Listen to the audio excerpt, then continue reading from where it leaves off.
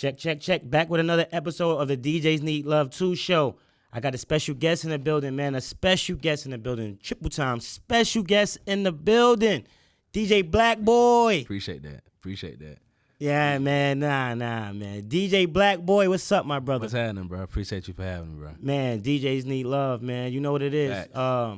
Schedules get crazy when you're a DJ, man. It's all about scheduling. It's all about That's scheduling. One of the top things you have to know how to master. Yeah, man. I got people that I had to reschedule about 4 or 5 times. You definitely one of them. Hey, that's how it goes, bro. When you're on the move, you have these music meetings and you got to be there. Yeah, got to. You know what I'm saying? You got to respect their craft and respect their business, man. Got to. So I got my boy in the building, man. Thanks for coming, bro. Man, appreciate you for having me, bro. Appreciate you for coming, man, because you're one of the important DJs to the culture of hip hop. Facts. To the city of Atlanta. Are you from Atlanta? No, I'm not from Atlanta. I'm from Athens, Georgia. I'm from Athens, Georgia. Yeah. Okay. Born and partially raised in Athens, and raised also in Wilkes County. It's like super close to the Augusta. Okay. But yeah, I'm a country boy. A country boy, you know what I'm saying? So what got you DJing? I actually got into music when I was a kid, but like really started doing music for myself and everything when I was in high school. Started off producing, engineering, and also rapping at that time. You know, everybody thought there was a rapper back then, but it just was the beginning of what I consider my music career. Started off really engineering, because that's how I started making money. You know, recording people around town. Yeah, and I see you do beats. I still do beats and everything. But I really started DJing in 2011 because I had my DJ equipment since I was a engineer producer back in the day. I was just using my DJ equipment back then to just chop up samples and stuff like that. But and for the inspiring DJs, what age is this? I was 17 in 2007. So yeah. So the grind started early. Yeah, real early.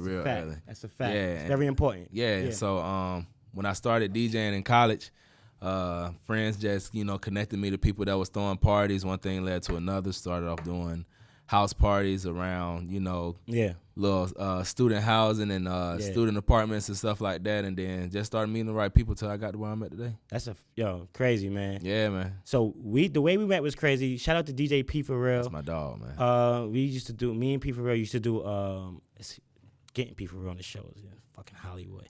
DJ P for real. The fans need you. Need you, man. Yeah, but we should do Sundays at Medusa, and that's where I met you at there. You pulled up and you introduced me, and then I'm a DJ. I'm a real DJ. I knew I was gonna do this show, so I went as soon as I heard this is PlayBoi's DJ. Yeah, I went and did my homework. Watched the scratching, watched the work where you work. Crazy. Appreciate that, bro. Super crazy. You know what I'm saying? It's like you gotta be around the right people. Oh yeah.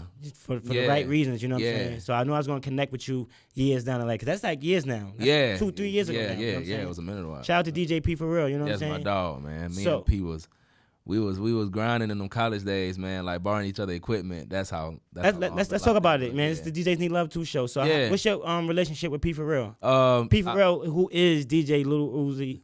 He is the DJ for Lil Uzi Vert. Yeah. So I met P for real back in college days when I really started off grinding back in 2012 to 2014 and stuff like that. We was both. I think he was at Clark. I was at Georgia State. Okay. We rubbed elbows because I was friends with Scooparachi and shout out to Scooparachi. Yeah, Scooparachi and DJ Tone at the time. Shout out to DJ Tone. Yeah, we was doing all those college parties back in the day. They was doing AUC. I was doing Georgia State. We started, mixing, mingling and stuff, going up to radio stations together and stuff. And it eventually got to a point where like, hey dog, can I borrow your mixer tonight? Yeah. Like, and then that turn around, let me borrow one of them CDJs tonight. Yeah. And then, we eventually developed a friendship. Shout out to the grind. And yeah, man, we really had to lock in with each other. Cause y'all big now, you know what I'm saying? Yeah, man. Niggas is big. Right. I'm gonna hold you. Right. But that's the grinding part that man. People don't want to highlight or even want to go through. Yeah. Everybody want to be Hollywood about it. Yeah. But that's super dope. You know what I'm saying? Because DJ P for real is one of the dopest DJs. Oh yeah, in the city. Facts. As far as MCing and scratching and blending and that man, bro. Making people feel good. Yeah. Yep. And so when I seen you play, when I watched your stuff, dope, same way. You know what I'm saying? Yeah. It's like it's crazy. So I want to ask you this question. Mm-hmm. I've never did stadium crazy shit. Yeah. I don't know. This is PlayBoi Carti's official DJ, tour DJ, whatever you want to do. It's DJ. You know what I'm saying? Yeah. I've never had that opportunity to have that type of feeling. You know what I'm saying? So for any DJ out there, explain that feeling of tour, raging, DJing. How do you prepare? and then how you feel when you actually have to press play? What's the first thing you say? You know, it's crazy when this is a session for me. Too. Earlier today I was and yesterday I was looking at my Instagram, looking far back as when I really first started DJing, and that was back when I was DJing for Saha. That's the first artist I started DJing for. Shout out to Saha. Yeah, Saha, my dog, man. He really helped me get accustomed to how this whole thing works when you're doing tours and shows and stuff like that. Okay. And I was like, man, I'm a whole lot different back then than I am now. And one thing I can say that I've always had within myself from then to now is I've never really been intimidated or afraid or nervous anything when I step up on stage. It's like, okay, well, I'm here now because this is what I worked for. So it's no nerves even before? Nah, nothing. Because it's like, that's what I claimed. Back when I was, grinding in my mom's crib, doing that stuff when I was 16, 17, picturing the things that I want to do, you know what I'm saying? Like, looking in the mirror, as cliche as it sounds, and acting like you're holding the microphone, thinking about all that stuff. And, I'm like, man, I'm here now. It's time to show and prove. Is this something that I just fantasize? Yeah. There's no shot of Henny, none of that? I asked him for a shot of Henny before we started the show. He's like, nah. Yeah.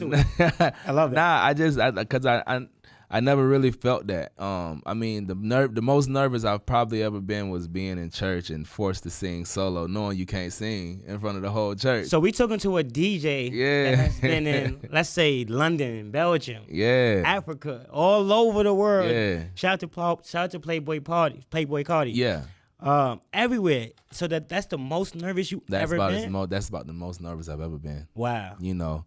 But that's like different. Now being in front of, like, being on stage and stuff like that, I don't get any nerves. I just know, like, at that moment everybody's watching you, Even back when people weren't too familiar with like me before the as artists DJ, come out, they watch you. Yeah, and even back when people weren't too familiar with who I was as his DJ, I still had to win the people over to now how it is, receiving that, that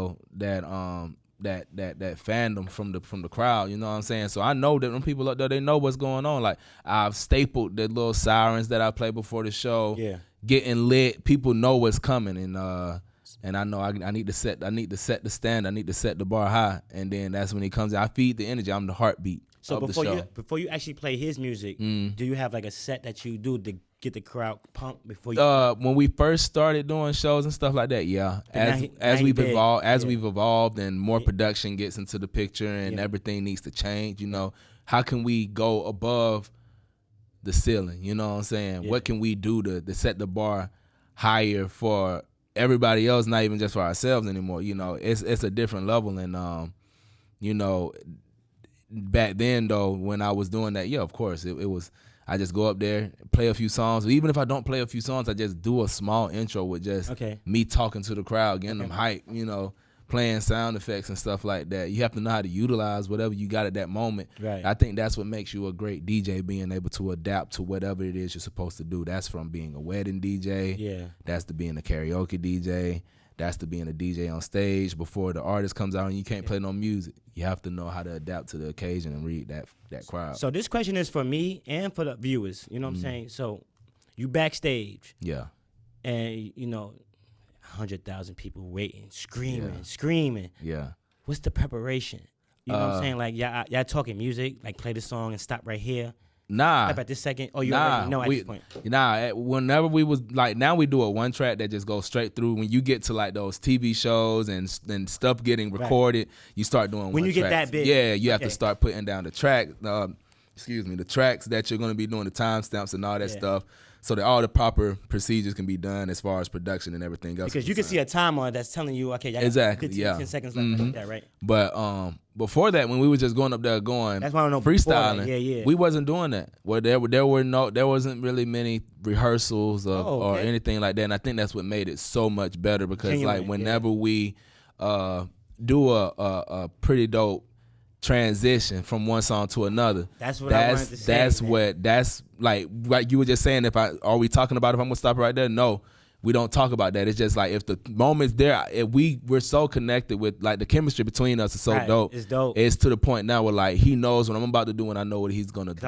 It's one right now circulating on YouTube, particularly that's your transition into this next record. Yeah. I don't think he knew it. Yeah. But you knew it and the crowd knew it. Yeah. So he got with it. Yeah. And it made it even more dope. Right. I get excited with this shit because I never had that experience, man. That's why I was so adamant in getting you on this show, because I wanted DJs that has never experienced that type of love to do it. You know what I'm saying? I appreciate that, yeah. That's super dope, bro. Yeah, man. It's a blessing, man, because you know, starting off in my career, I didn't expect to get to the, I mean, not saying that I didn't know that it would happen as fast as I thought it would be. Right. You know what I'm saying? Because I was doing something else with music, and you're thinking like, this is what's gonna make me pop in music. Right. And then DJing, which was something I wasn't even remotely thinking about doing, one day I just picked it up because I was a broke kid in college, you know what I'm saying? And then I was like, okay, well, this is what's gonna take off with me. And that started back in like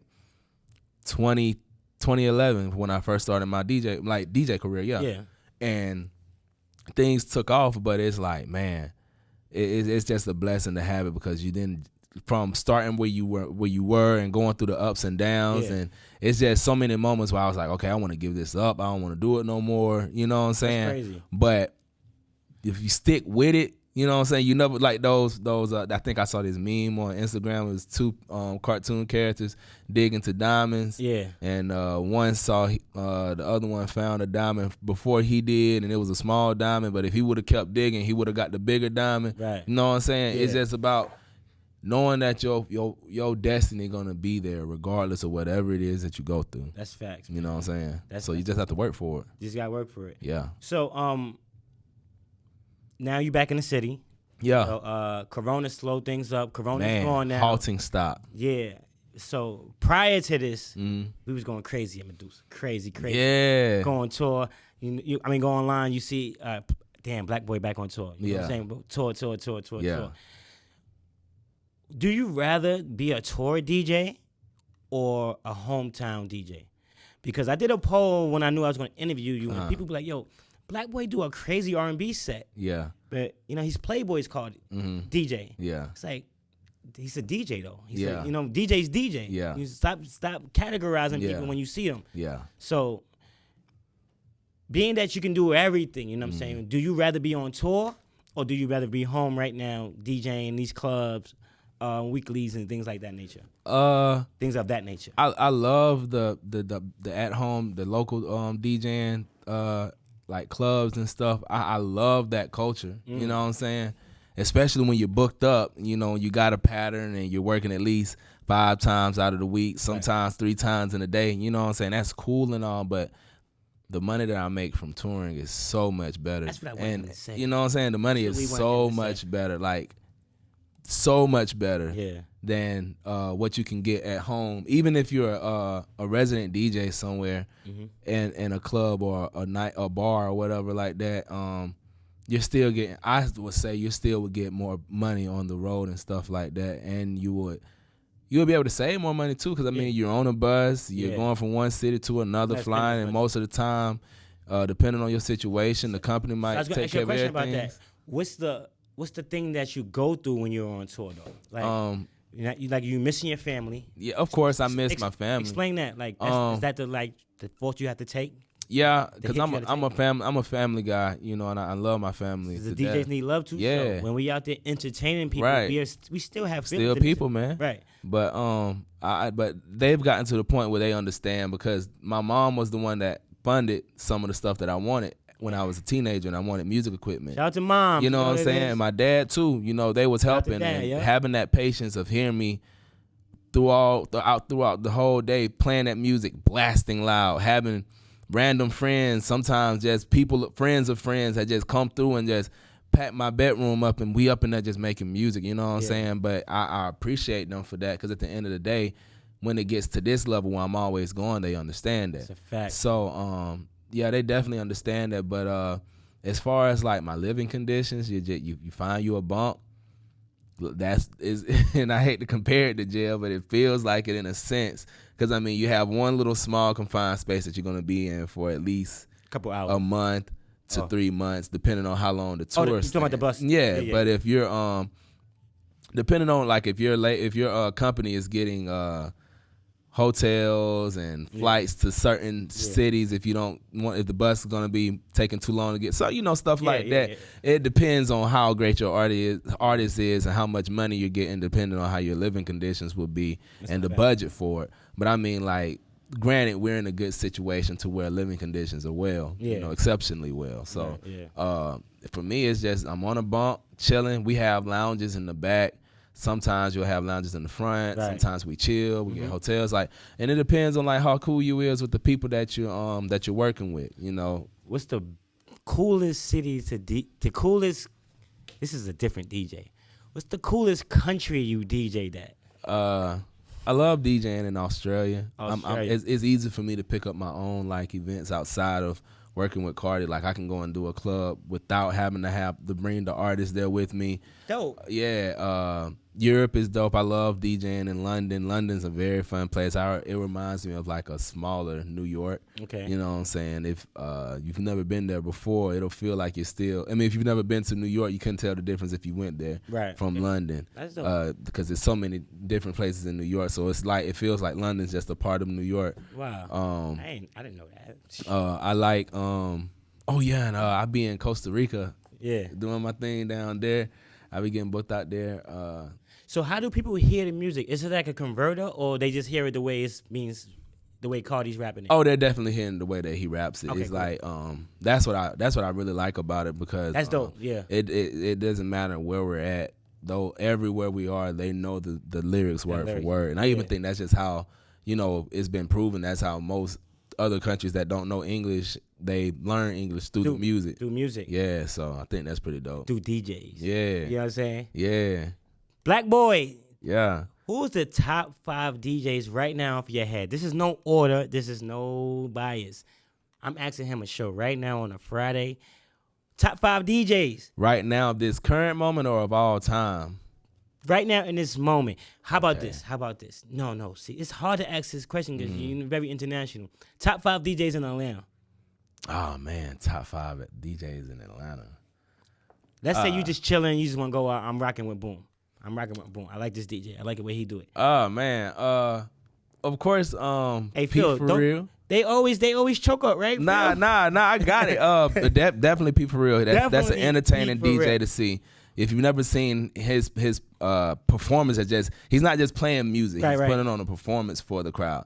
And if you ever see me DJ in the last year, I've picked up a lot from P for real. Yeah, P for real got his own little thing going on. He's super dope. It doesn't matter what time of the day, man. Boy got energy. I don't know what the fuck he do. Yeah, he be going crazy. He go crazy. That's P. Another DJ that be going crazy, of course, DJ Tone. Tone still to this day, man. Like even when we was younger DJs, Tone was always going crazy. One time for DJ Tone. Yeah, and the reason why I would say Tone is because a lot of people tried to count him out. You know what I'm saying? It's the same way as how I felt, and I think that's how we were able to link, and click so well, because we both went through similar come-ups as DJs. A lot of people tried to count us out, we weren't traditional DJs, but we taught ourselves, you know. So, of course, DJ Tone, my boy DJ Mark B, that's 21 Savage DJ. Mark B was going crazy, man. DJ Mark B he cancels on this show a couple times. And he actually films here, but he's a very busy DJ. Yeah, he be like he's really on a when I first met Mark B at Georgia State, I remember him being a freshman. I think he saw me at Plaza one day, and Plaza, something we do between it's one period where nobody has class. It's like a lunch break, and you can come to the you can come to this plaza and hear how people see what the event they got going on. Most of the time it'd be a DJ out there. Met Mark B like that. Met him at a few parties, and met him through a promotional group that I was working with, also with him. And Mark B came to me and he was like, "Hey man, I'm really trying to step it up with the DJing thing and really go crazy with it and stuff." And so he just linked up with me, and we learned things from each other. It was stuff from him. Even as a DJ, I felt like I was grinding. I was still learning as well. So it was things I learned from him as well as he learned from me. Yeah. And then I got to a few parties, had him opening up them parties for me and stuff like that. But yeah, Mark B, he blew up to a bigger, like, I told him, I said, bro, you gonna be a big art, you gonna be a big DJ. It's always bigger than DJ. Yeah, it's always bigger than DJing. He does more than DJing, man. I'm proud of him for that. Because you do the DJs for DJs. Yeah. And that's after you say your last DJ. That's why I want you to elaborate on that. Yeah. So where we at on 3? What was that, 4? That's 3. That's 3. Let me see my 4th DJ. I like DJ Princess Cut. She be going crazy. Princess Cut. Radio. She do radio crazy. too. Yeah. She goes crazy. I agree with got a lot of I them. love Princess Cut. When you in Atlanta, Princess Cut, I need you to tap in with me. Right? Yeah, Princess Cut be going crazy. I'm gonna name 2 more. I like I just had their name on my mind. Dang. That's how it be. Dang. Oh yeah, my boy DJ Omeezy. Omeezy be grinding, man. Yeah. That's a grinding DJ. And shout out to DJ Omeezy. And Party Boy Deuce just shouted out Omeezy. Yeah. Shout out to Omeezy Party. be going crazy, man. And this is the DJs Need Love Too show. Yeah. We giving out flowers. Right. You know And I like also DJ Oso. She be going crazy. She be DJing I know she was doing I'm tapping in with you right now, DJ Oso. Yeah, she was doing, I remember back then she was doing Basement. But she be international, so she be all over the place and stuff like that. Got you. She do I forget my homeboy name, but she be working, man. Yeah, but she be working in the city and is everywhere else as well. Shout out to DJ Oso. Yeah. Hey, so the DJs for DJs thing, what is that about? Because I was just mad I was out of town. I couldn't come. Oh, to no, that it's shit, all man. good. What was that about, though, bro? That sounds like something that made that, inspired this show. Yeah. That's definitely inspired this show, bro. At that moment of during like quarantining of the pandemic, we was locked in for a moment, and I was like, well, this is the time for me to figure out what can I do to give back to the culture, realizing where I was at. Because, I mean, before that, I brought in a New Year. Yeah. In Australia. We had just finished up an Australian tour, and I came back. That's why you like Australia. Yeah, man. And I was like, I was just getting ready to start. Every year was the same. We going up at the same time. But I was like, yeah, excuse me. I said, we're working. So in the next year, which was 2020, I was like, man, we're finna go crazy next year. Wasn't even worried. But unfortunately, that wasn't the case, so I had to sit down for a minute and figure out what it is I was going to do. Right. And I was like, instead of trying to figure out where I'm going to get my next dollar from, because I was lucky enough to save a lot of my tour money. I really don't touch that. That's like a savings account. That's a gem. Yeah, don't really touch that. But, yeah, man, I was like, how can I give back to the culture as opposed to taking away from it or expecting them to give me something. And I was like, I was getting a lot of DJ questions, about DJing all the time. And I was like, man, I never really get a chance to talk back to everybody at once. So I was like, how can I figure out a way to talk to everybody at once and not just explain it from my point of view so that it doesn't seem jaded? I would have, DJ homies come through as well. And it's something that I'm definitely going to bring back. I'm just trying to figure out how I'm going to. It has to come back. It's definitely going to come back. No, you're not it's definitely coming BlakBoy. back. It's definitely coming back. Because like I said, it's the reason why this show is inspired. Yeah, and when I dope. heard the guests that you heard, I watched the show. Okay. And the guests had, excuse me, they had good perspectives. Yeah, man. Different perspectives. Yeah. It wasn't all the same. Yeah. And we all have the same job as a DJ, but different perspectives have you going. It make you go in the room. Like, all right. Yeah. Let me move this to this crate. Yeah. Let me move this to this. Yeah. Crate. You know what I'm saying? Yeah. Things like that. DJ BlakBoy was in the building, man. I appreciate you for stopping by. Man, appreciate you for having me, bro. You know what I'm saying? Appreciate you for having me. What else you got going on? Let the people know right now. Everything else I got coming up is just the production, the touring and the shows that's still coming. What's the Saturday show you got coming up right now? It's the Saturday show. Every Saturday I'm on 105.3 The Beat with my dog DJ Scream. Scream. Yeah, Scream, my homie, man. He got me pretty solid. He helped me really start my radio show, my radio DJing, man. I'm really, really blessed for that, man. And also shout out to my dog A+ for putting it in motion in the first place. Shout out to A+. Scream really helped me take it to that next level with my DJing on the radio. Been on the radio for a minute now, but yeah, I'm on 105.3 every Saturday night, 10 to 12. My whole community, I need y'all to tap in, man. Yeah, tap in. DJs Need Love Too show. I need you to subscribe, like, tag, follow, share, support. Yeah. Know the vibes, man. The DJs need love too, baby. Appreciate that. We out.